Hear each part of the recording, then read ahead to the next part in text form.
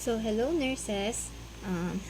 Ayun nga, habang nag-iintay ako na makapasok ako sa Leris para makapag-register doon sa aming oath taking.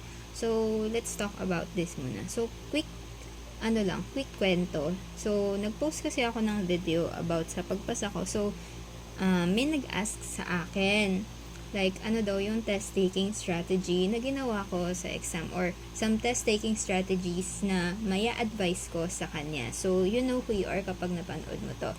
So, let's try this question number 2. It says here na, the nurse is providing a health teaching to the mother of an 8-year-old child with cystic fibrosis.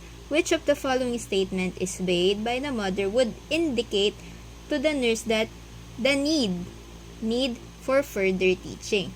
So guys, kapag nabasa natin yung phrase na need for further teaching, inote na natin agad na yan ay isang negative question. So hinahanap natin yung negative. So, need for further teaching about the medication regimen of the child.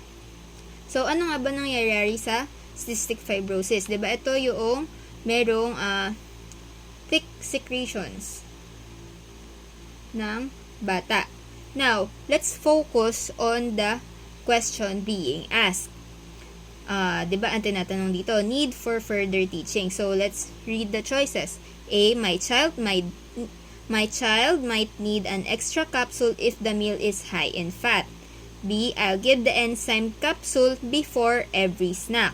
C, I'll give the enzyme capsule before every meal. And D, my child hates to take pills, so I'll mix the capsule in a cup of hot chocolate. So, ito guys, test-taking strategy. Pansinin nyo yung B and C. I'll give the enzyme capsule before every snack. I'll give the enzyme capsule before every meal. So, they have same thought. Same thought sila. So, ito, diba, kapag ganyan, positive na yan. So, same thought, positive, hindi na yan yung tamang sagot. I-eliminate na natin agad. So, ayan pa yung isang strategy natin, which is to eliminate. Now, we have 2 more choices left. My child might need an extra capsule if the meal is high in fat. So, it can be. Then D, my child hates to take pills. So, I'll mix the capsule in a cup of hot chocolate.